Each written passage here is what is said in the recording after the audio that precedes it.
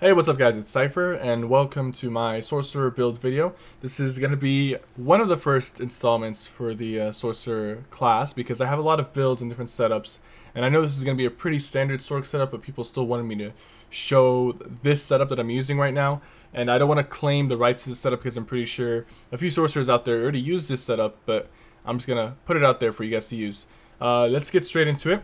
First bar is going to be our Destro bar. We have Crystal Fragments, Crushing Shock. This is going to be our sustained, instant DPS.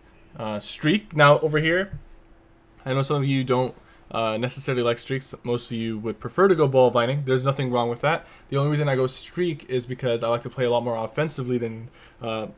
It's just my offensive playstyle that makes me pick streak over Ball of Lightning. When you use streak, you can go against dodge rollers a lot easier. You can stun them easier, and you put out a lot more damage using streak. But Ball of Lightning is probably the safer approach for most people, and it gives you a ton of survivability. So right here you can go either way.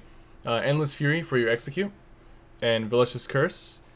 Soul Strike. Now over here you can go Soul Strike. You can go Meteor. Like, you can put a lot of ultimates over here. I usually like to have a single target, really quick ultimate ability, like Soul Strike, or if you want to go Dawnbreaker. Dawnbreaker Smiting is a really good option for this ultimate. Now let's go to our resto bar. We have our three main shields: Hardened Ward, Healing Ward, Harness Magicka.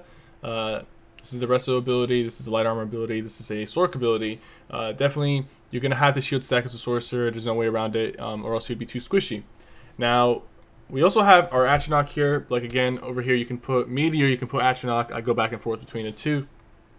Structured Entropy. The reason we're going Structured over Degeneration. Degeneration gives you some healing. Structured, though, it increases your health pool. So when you just swap to this bar, your Healing Ward is going to be bigger, because your Healing Ward scales off how much health you're missing. So when your health pool gets bigger, when you swap to this bar, your Healing Ward is going to get bigger. And then, of course, Daedric Minefield. This is extremely useful against dodge rolls, extremely useful to control the ground that you're on, and you can set up some nice bursts, especially if you throw the mines in a closer area, like a smaller area. The mines will kind of like stack on top of each other or be really close to each other. So if someone activates one mine, they'll end up activating a few, and I've had some fun with Daedric Minefield. It's a really good ability. Now, let's go into armor sets. I like to make these quick. Engine Guardian, Helmet, and Shoulder. I went with Heavy just because I don't have Light. There's nothing wrong with going Light or Heavy on this. I've been playing with 5 Light, 2 Heavy, and I haven't had a problem with Magicka sustain. So you could go 2 Heavy, and maybe 2 Heavy is the best option. I don't have Light, so I haven't tested it, but I honestly think Light or Heavy will work perfectly fine. We're also wearing 5 pieces of Magnus on the body. No, 4 on the body, and then our Destro and Resto are Magnus. So Magnus, top, boots, pants, and gloves. And then we're also going with the Magnus Destro staff with Disease Enchant, Nirnhoned on the Destro staff. On the body pieces, you can go Nirnhoned or Divines. Those are my top 2 picks. If you can't afford Nirnhoned, you should go Reinforced. I know Nirnhoned is overpowered, but even after it's fixed, it's still going to be probably the best option for you as a player. And then Sash of the Healer. I have a V13 Sash. I didn't really want to buy a V14. It's kind of expensive. I also have V13 Sash, Ring of the Healers. I know, I'm a scrub, whatever. And then a V14 a Necklace of the Healer, which only costs like 8k. So 4 pieces of the Healer, 5 Magnus, 2 Engine Guardian. That's your setup. Now, for the Destro, for the Resto staff, I actually go Defending. That's probably the best option, because you're not going to do a lot of offensive abilities from your Resto. So having Defending, just to give you some more resistance while you're putting up your shields, is pretty useful.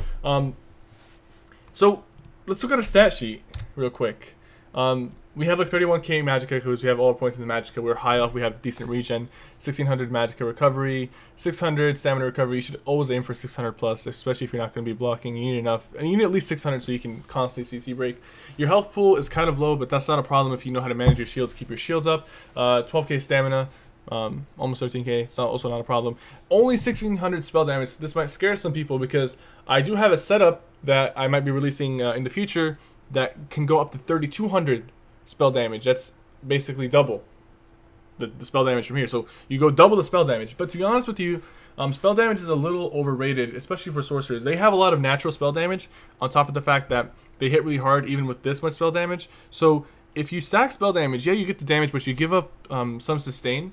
And there are different setups that can give you some sustain and more spell damage, but that you would have to give up Injured Guardian. And like I said, this is just the first installment for the Sorcerer build. I'm gonna be releasing a lot more Sorcerer builds in the future with different setups and stuff like that. I'm gonna try coming up with some more unique approaches to the Sorcerer class. This is my first week as a Sorcerer, so there's still a lot of stuff I have to learn, a lot of experimenting to be done.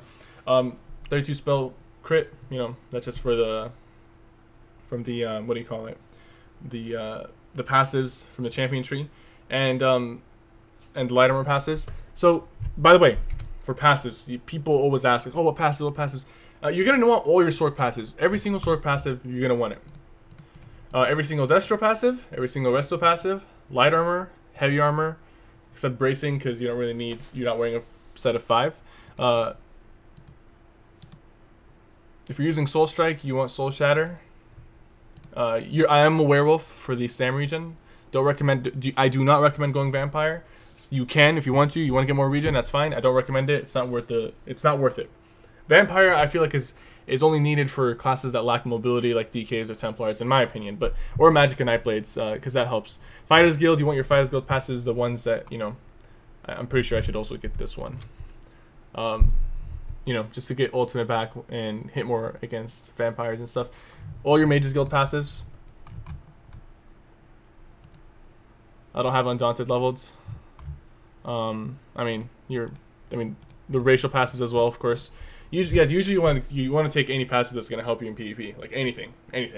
So you shouldn't worry too much about passives as long as you have everything that you, like all the passives unlocked. Anything that will help you, just unlock it. Simple as that. Champion tree, let's go. Tower. 20 Magician, reducing the cost of spells by 6%. 51 into recovery.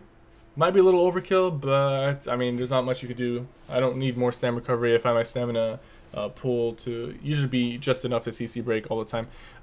11 points into tumbling. This is not just for dodge rollers. Light armor users still need to use this. It's extremely useful to reduce the cost. 29 into elemental expert. 30 into increasing our crit.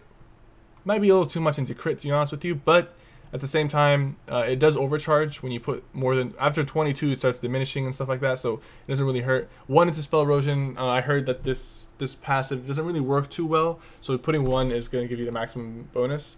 Don't have any into staff expert. Actually, I think I know why. I was using the dual wield setup earlier, dual wield build. So what I'm going to do is I'm going to take 10 points out of this, do like that, take that out, and then just put 10 points into staff expert.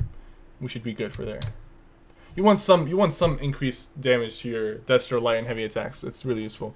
And then 31 into increasing magic damage. I have no idea why ZeniMax has this one here with the physical attacks, but they do, and it is the way it is. So this one should honestly be over here. I don't know why, but whatever. 31 into that, increasing our damage over there. You don't really need to worry about spell resist. Wait, what? Okay, yeah, this makes sense. You can put some points into spell resistance and reducing crit damage, and but I have 1 into light armor focus, 10 into reducing dot, elemental, hardy, and then I'm gonna put a crap ton of points into this one. This is gonna increase your shield. So your shield is where, and I'll explain to you why I actually didn't put much into spell resist, because your shields don't have resist, right? Your spell resist and armor doesn't carry over to your shield. So as long as you have a shield up, you don't have to worry about what your spell resist is. That's why you want to, you know, buff up your shield as much as possible. So that's what we have for champion points. If you have any questions, make sure to email me, cypherpk@gmail.com, or what's it called, comment in the YouTube section. So guys, that's oh, before I forget, Mundus Stone, the Achinok, you want that magic recovery, guys. And then for food, I use the Tri-Stat, the rank 10 Tri-Stat food. That's all you really need for this. Don't recommend going regen. Your stats will be a little too low. So that's all I have for this build video. But listen, I'm gonna go into more detail on my website, cypherpk.com. You can find the link to this build in the description. I'm gonna give you guys different options. If you don't have Engine Guardian, what should you do? If you're gonna go Vampire, what should you do? A few other things and a few different customizable things that you can do with this build, with abilities. All that will be found on my website, cypherpk.com. Link is in the description below. Thank you guys so much for watching. And if you feel like there's something that hasn't been answered, it probably has been answered on my detailed description on the website.